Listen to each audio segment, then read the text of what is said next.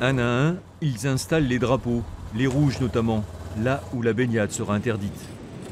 La matinée touche à sa fin et la surveillance va débuter sur cette plage, la centrale, où la configuration chaque jour est repensée en fonction de la météo, des courants et de la houle.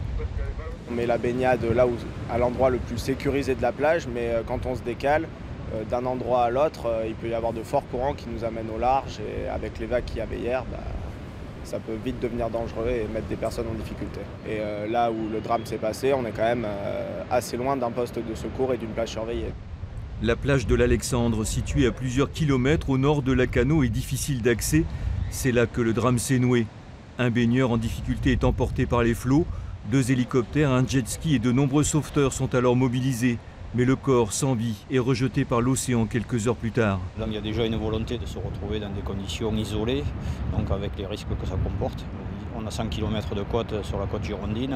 Voilà, si on ramène au nombre de zones surveillées sur lesquelles les communes assurent la sécurité, c'est faible, mais bon, on ne peut pas tout couvrir. Informer, responsabiliser, c'est plus que jamais la priorité pour compléter le dispositif de surveillance mis en place tout au long de la saison. À Lacanau, 3 postes de secours sur 4 sont encore ouverts, mais seul celui de la plage centrale le restera à partir de la semaine prochaine et jusqu'à la fin du mois.